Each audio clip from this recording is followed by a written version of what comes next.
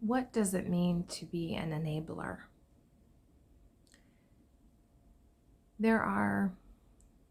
We have these ideas about what everything is in this world, labels and judgments about all these things. I have had several relationships where I was an enabler. Now, this doesn't even mean that the other person was an addict. They were some kind of substance, whether it be alcohol or drugs or whatever. But I think it's deeper than that. I think we are taught from very early ages to be enablers. This is that people-pleasing aspect that we want to be liked, we want to be loved, we want to be thought of and looked at a certain way. I think we are taught to enable. I think we are taught to give and give and give and give. And we are taught that giving to the point of martyrdom is a good thing, right? So enabling can be very subtle or it can be very extreme and obvious. It can be as obvious as a spouse who is an alcoholic and the other spouse drives to the liquor store to buy the booze, that's very obvious, right? That's a very obvious form of enabling. However, there are other things that make us enablers than just substance issues. It can be a relationship where one spouse is verbally abusive, physically abusive, and the other spouse stays in that relationship, even though it's unhealthy for them, and still continues to stay in that relationship. This is also a form of enabling. So it can be that subtle. It can be so subtle that we don't even recognize it as enabling. We don't even recognize how we continue to perpetuate these unhealthy situations by our participation in them.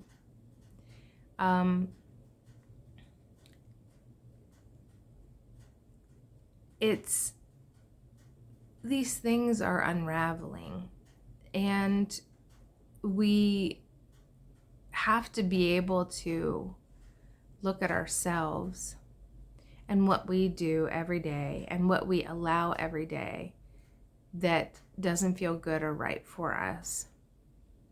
Why do we want to fix someone else? Why do we think that they need fixing? It's not really about that at all. What it's really about is, I want you to be the way I want you to be, and I'm going to do everything in my power to make that happen.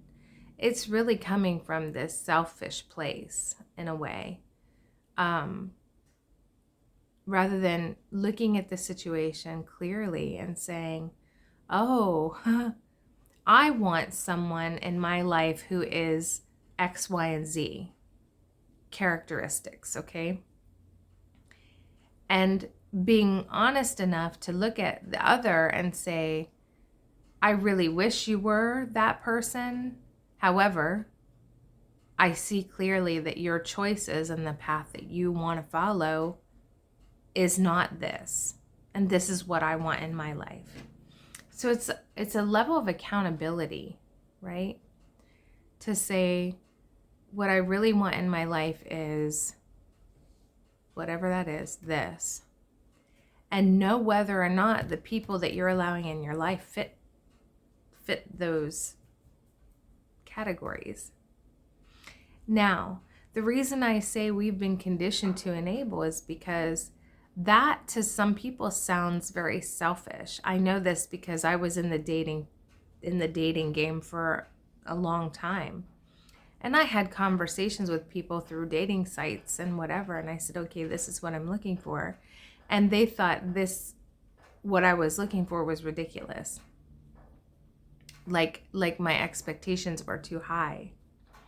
And that is an indication of how we've been conditioned as human beings, especially in the United States, like the Western world.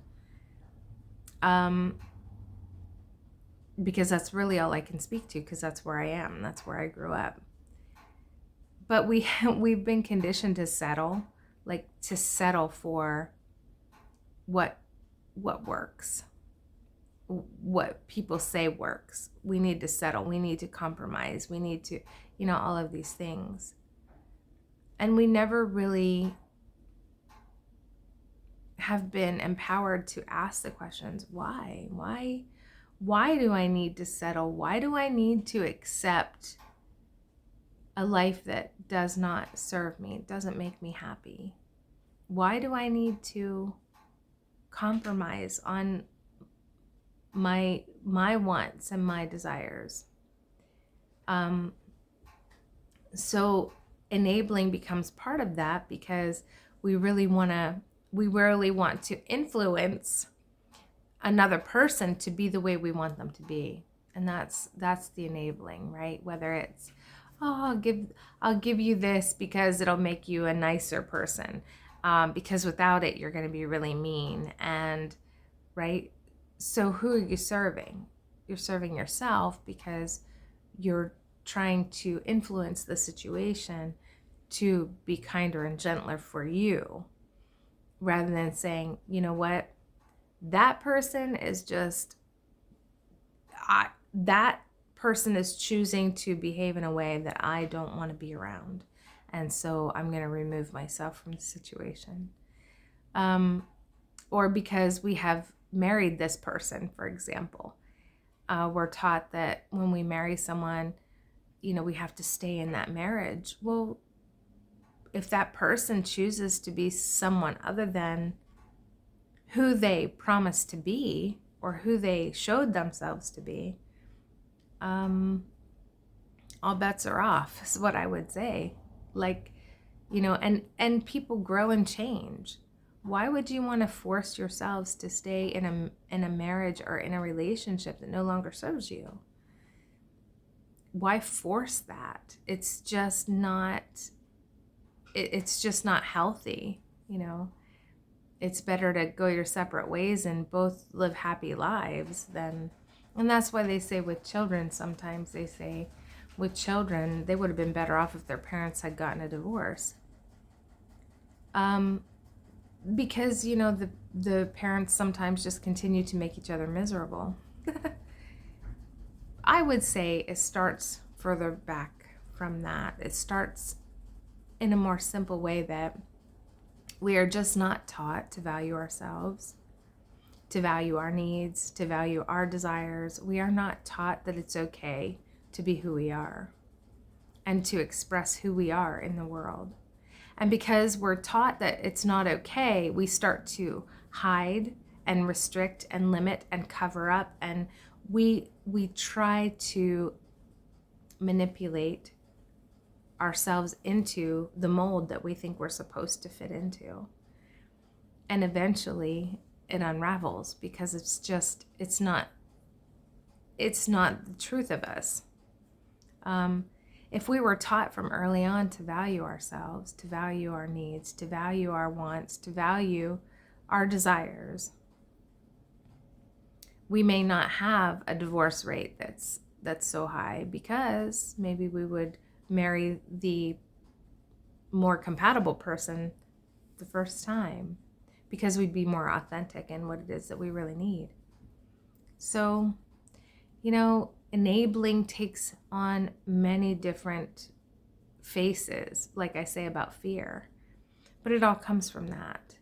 enabling is our way of attempting to get what it is we think we want from another person. Truly.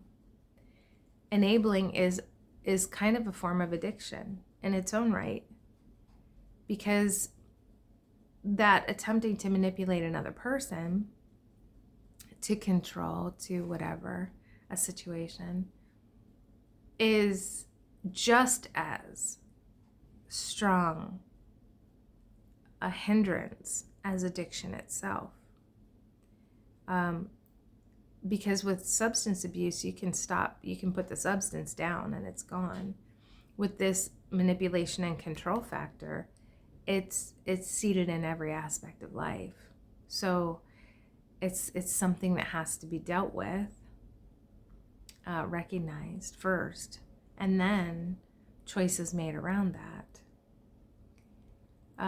Allowing people to be who they want to be, allowing people to whatever, doesn't always mean staying in a relationship with that person.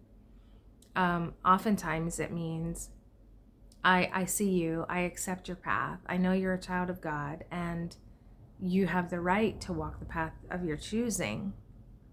I don't have to be there with you when you do that. I don't have to walk along that path.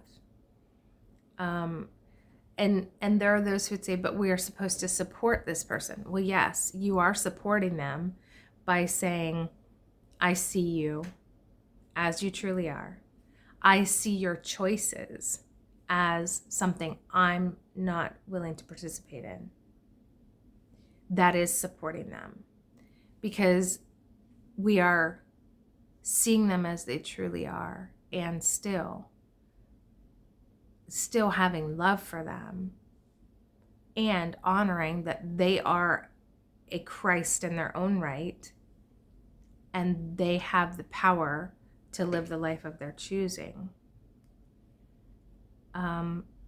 It is a support. So again, we have been taught to look at what does supporting another human being mean? Supporting another human being, being a brother, uplifting humanity. We think that means giving and giving and giving and giving, and it doesn't. That's not what it means. It means knowing the truth of them, the power that they hold to make all of their own choices, to live their best life. I know the potential of every human being. I don't get to dictate what their best life looks like. I don't get to dictate how they get to that, or if they get to that in this lifetime. That's not the choice that I have the right to make. That is supporting them. So the way we support others is by seeing them as they truly are, the child of God, with all the power of the divine instilled within them, and allowing them to make their choices. Now, of course, this is for adults. When it's children who haven't, and many adults are this way too, but you got to draw the line somewhere. Children who haven't worked out all of these decision-making systems, and we are always able to listen. That's a support too. We're able to listen. And if asked, we can give some guidance. And I would say hearkening always to the Father to know what the highest guidance is for that moment, to step away from our ego identities, our small self identities, to be able to allow a higher guidance to come through us. That's a support. That's another way we support. But it starts first with, I see you as you truly are, as the child of God, with all of the power of a Christ at your disposal. And I see your freedom to choose to align as you will. So that's what we're called to do. And peace and love may you be blessed.